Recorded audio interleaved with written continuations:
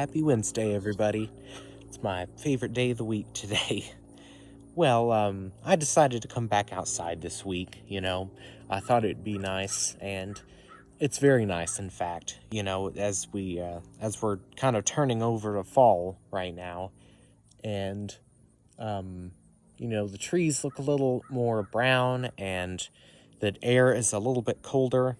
I mean, a lot colder compared to how hot it was, but overall, it's really nice outside. I'm thankful just to be outside and because it's it's this open area where I am.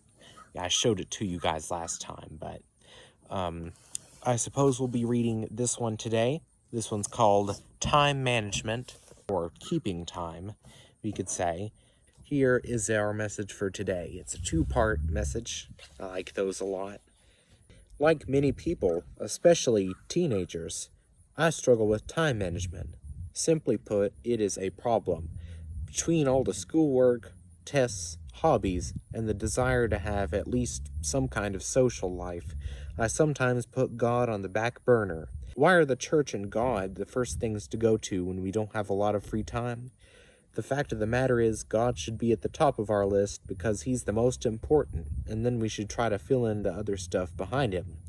The problem is that we, as Christians, have bought into the mentality of this world. Achieving in school so we can grow up and get a successful job are good things, and we do need to do those things to the best of our ability to glorify God with our skills. But what is the point if we end up missing God? None of us wants to be on our deathbed and think, wow, I did all this stuff, but where did I see God in my life?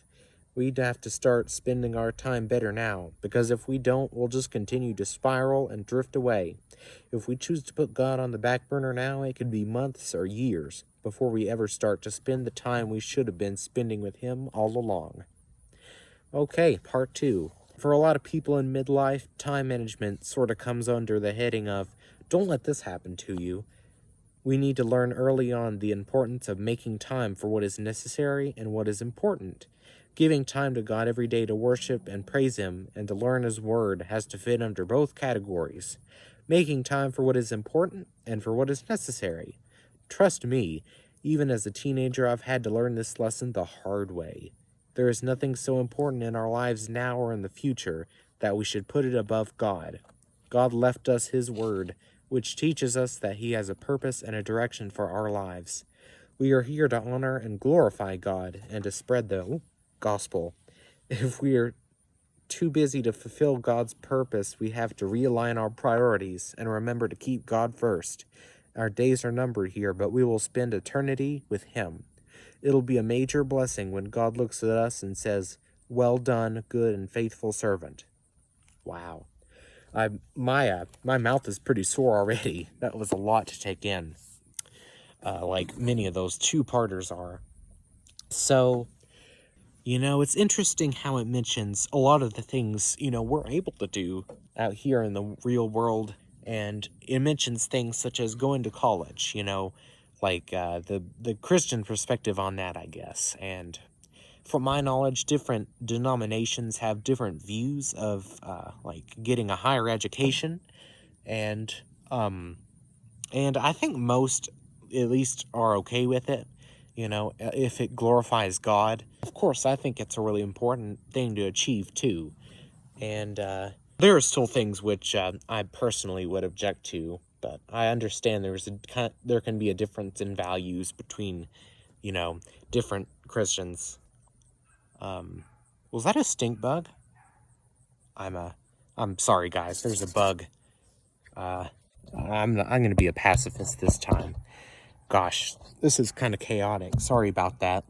But I suppose that's kind of the message for this, is that there's kind of a happy medium, and of course, because we have a mortal body, what matters is just being able to appreciate the simple things in life, like just spending time outside, like what I'm doing. And like the book says, you have to be wise with your time because we're experiencing a pretty fascinating time in history as far as a lot of disciplines go. It's okay to be inquisitive and study and, explore the world It's really a fascinating place. And even if we do live in a fallen world, there's still beautiful remnants of nature, and we can see it all around us. So thank you guys for being here today. I suppose this is it, and maybe I'll see you again outside, maybe Friday or so.